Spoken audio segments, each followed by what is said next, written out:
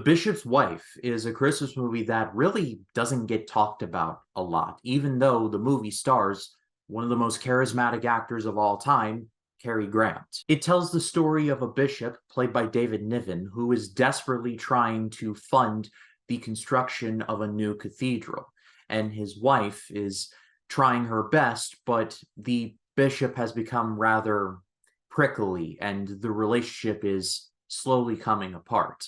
So in comes a literal angel played by Cary Grant, and he's there to help out the bishop, but it's heavily implied that the wife and the angel might be forming of a bit of a stronger relationship than what the bishop has. This movie had a pretty bad production. Nothing really horrible per se, but just the normal stuff like rewrites and director changes.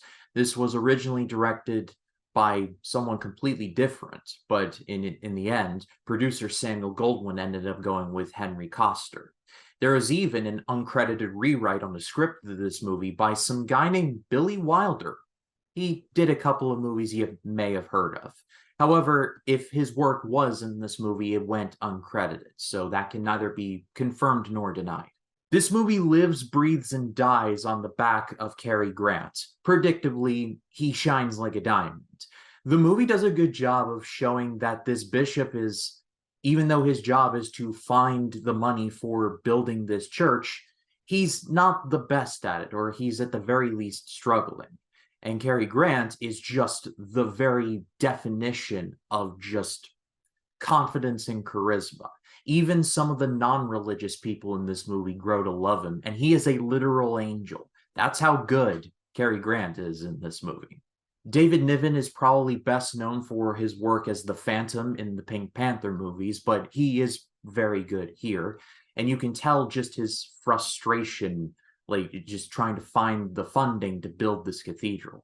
My one question, though, is that even though this bishop has the cloth, like he has the literal look of a Catholic bishop, why is he married? I grew up Catholic, so I am aware that when someone joins the Catholic Church, they basically can't get married and they can't have kids. So what is all going on here? And I think that the movie doesn't really identify with one particular religion, but I don't know, why have him wear the actual like Catholic priest collar? It's a weird choice. Things do get tense between the bishop and the angel, so much so that when like the bishop says like, yeah, why aren't you helping me? The angel says, you prayed for guidance, not a building. It's a really good scene. It really is. And at the end of the day, this is a movie that, again, like I'll Be Seeing You, is quite underrated, even though it has heavyweights like Cary Grant and David Niven. The movie actually got remade in 1996, starring Denzel Washington, and that's another movie that I definitely want to cover in this series one day. But for right now, watch The Bishop's Wife. It is quite good.